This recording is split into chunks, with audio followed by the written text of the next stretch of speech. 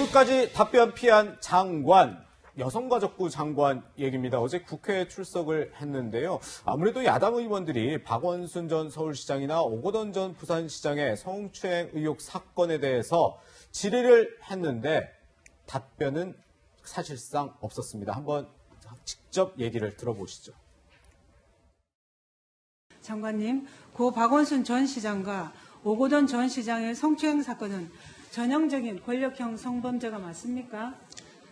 저희는 아직 수사 중인 사건이고. 권력형 성범죄가 맞습니까? 아닙니까? 장관님, 그에 대한 견해가 없습니까? 지금 수사 중인 사건으로 알고 있습니다. 그런데도 권력형 성범죄가 아니라고 하십니까?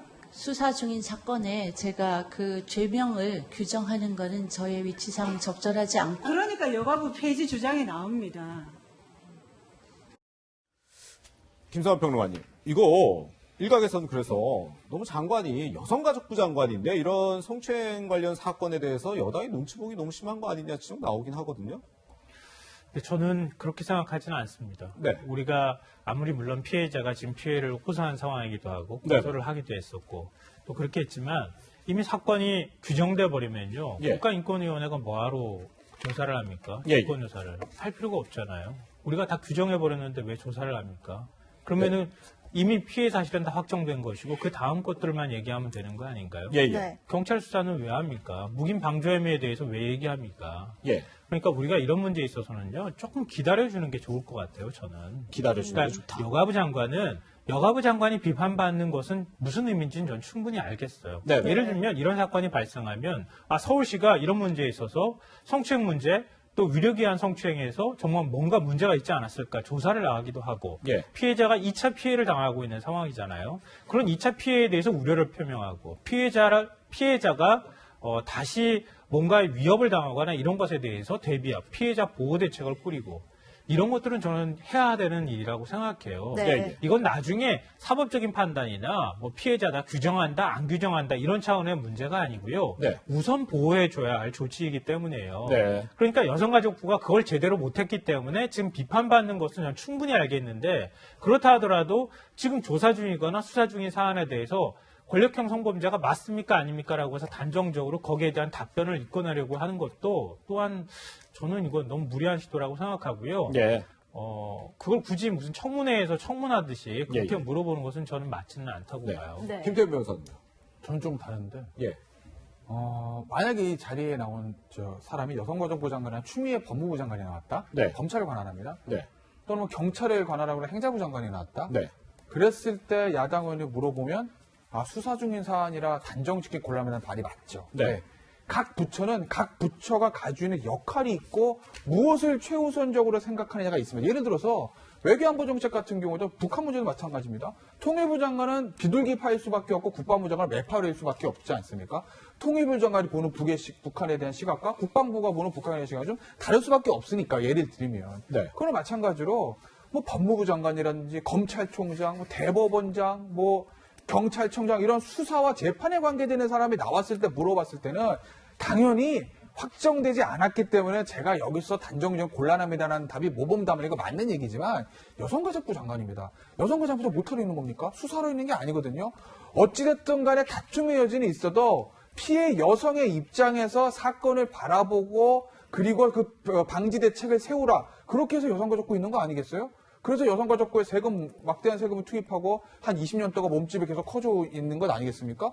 그런데 여성가족부 장관이 이 사태가 나도록 아무것도 한 일이 없는 것만 그치는 게 아니라 네. 이 사안이 어떻게 바라보고 있는지 본인이 얘기조차 하지 못하고 있는 거를 이걸 어떻게 바라봐야 될까요? 네. 근데 이거는 다른 차원의 문제라고 봐요. 피해자 보호 대책을 마련하는 것과 그건 정책적으로 여가부가 해야 할 역할이에요. 그 역할 제대로 못하면 비판받는 겁니다. 그런데 그 특정한 사안에 대해서 당신은 어떻게 생각하십니까? 라고 물어보고 있잖아요. 그러니까 이 사건에 대해서 우리가 지금 현실을 다 많이 알고 있잖아요. 지금 피고소인은 이미 사망한 상태입니다. 그리고 구체적인 내용이 어떤지도 사실 다 공개되지도 않았어요. 잘 몰라요.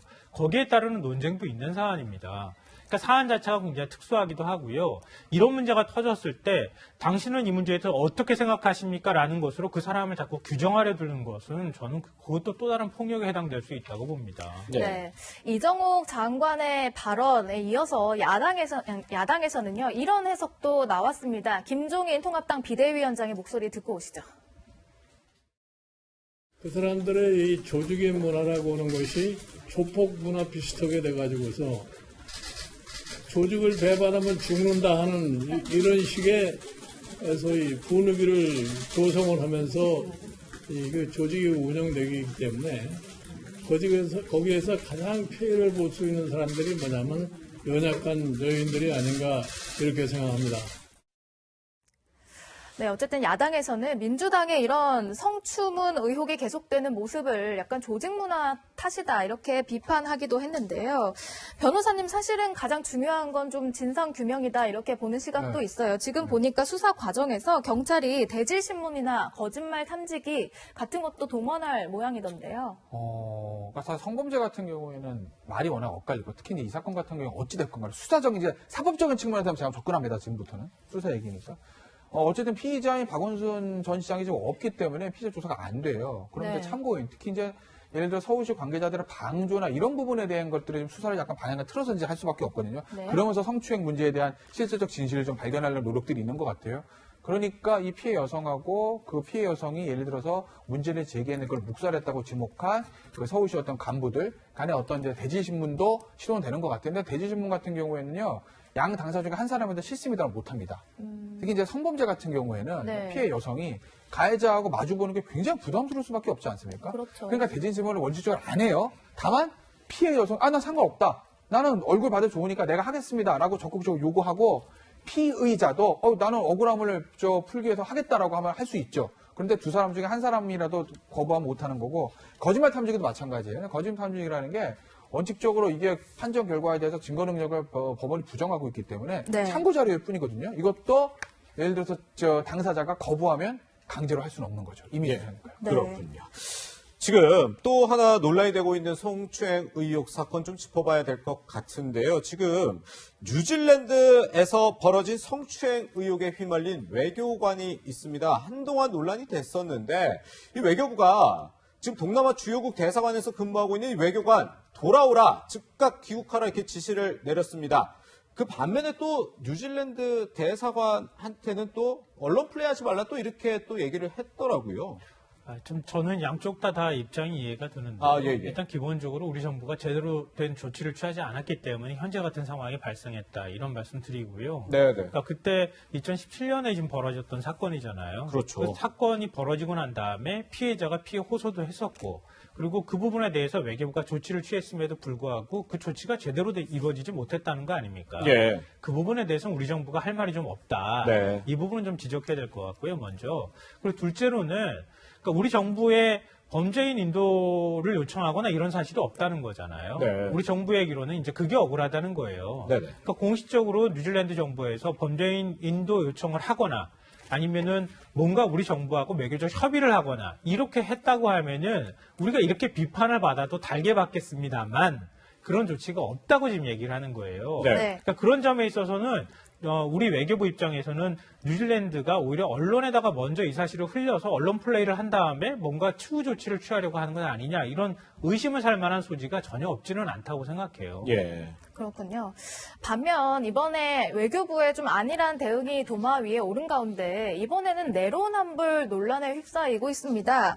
이번에 그 뉴질랜드 관련 외교관에 대해서는 뭔가 솜방망이 대응을 했다가 이 필리핀에는 성추행한 대사를 보내라 이렇게 압박하고 있다는 소식이 한 언론 보도를 통해서 전해졌어요.